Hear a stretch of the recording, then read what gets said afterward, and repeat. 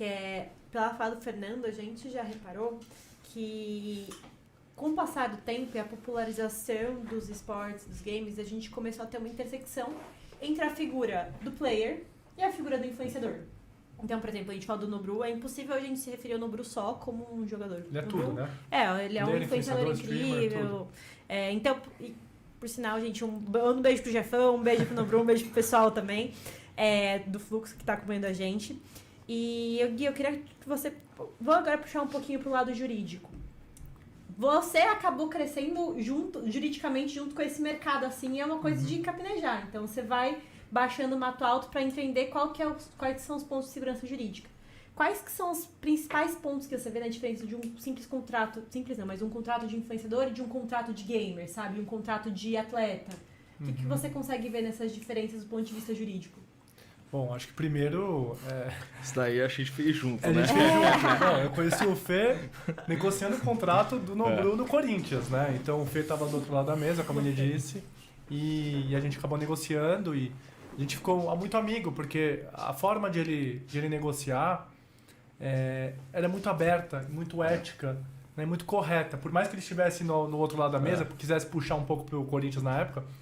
E da mesma forma, né, o que o Fê trazia do nosso lado era assim também. Então, a gente queria encontrar a melhor solução que ficasse bom para todos, né? Que essa é o princípio básico de um contrato, né? A boa-fé, a probidade ali do contrato. Então, assim a gente construiu uma relação. Ali, a gente começou a conhecer um mercado mais a fundo, né? Juridicamente falando. Hoje a gente não tem uma legislação, né, específica sobre o setor. E há muitas mudanças nisso tudo por conta da internet. Então, quando a gente lida com contrato de player, tá toda hora revolucionando, né? Quando a gente lida com os contratos, né, do pessoal do Fluxo, da 3C ali, mas falando um pouco dos players, toda hora tem uma mudança, porque uma mudança positiva no sentido de acompanhar essa evolução da inovação, da internet e do mercado. Né? Então, vocês estão toda hora à frente do mercado, né? A 3C sempre está toda hora à frente do mercado, enxergando oportunidades e trazendo isso para a realidade do dia a dia das transações e que envolve os players. Então, quando você lida com um contrato ali no dia a dia de um player, você acaba misturando de uma forma, pensando em aproveitar da melhor forma, mercadologicamente falando, a parte dele, ou seja, ele é jogador, ele joga pela org, que é a organização, que é o time de esportes. Mas eu preciso monetizar aquela organização. Como é que eu faço? Eu busco patrocínio. Quando eu busco patrocínio, como eu vou aproveitar aquela imagem da pessoa? Então eu preciso trazer regras a respeito do direito de imagem naquela pessoa. Aí quando você fala de streaming, é a mesma coisa. Pô, eu vou aproveitar aquela pessoa que está ali dentro de uma forma de poder trazer uma ativação de marca para poder trazer numa plataforma de streaming.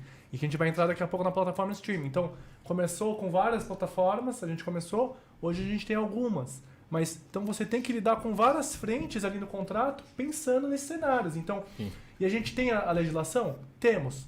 Mas quando a gente fala de direito de imagem, a gente tem uma legislação de 98. Sim. Quando a gente fala, né, de uma legislação civil normal, né, 2002.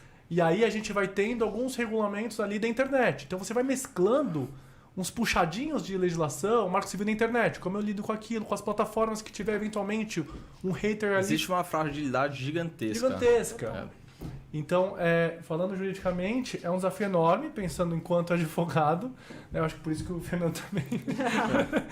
A gente debate muito, é muito legal falar com o Fê, porque ele conhece juridicamente. Então, ele dá insights, ideias muito legais pra gente também. Gui, mas e ali? Legal, vamos trazer, porque ele tem uma visão, né, jurídica e mercado. Então, a gente consegue absorver muito disso fazendo esse trabalho a quatro mãos.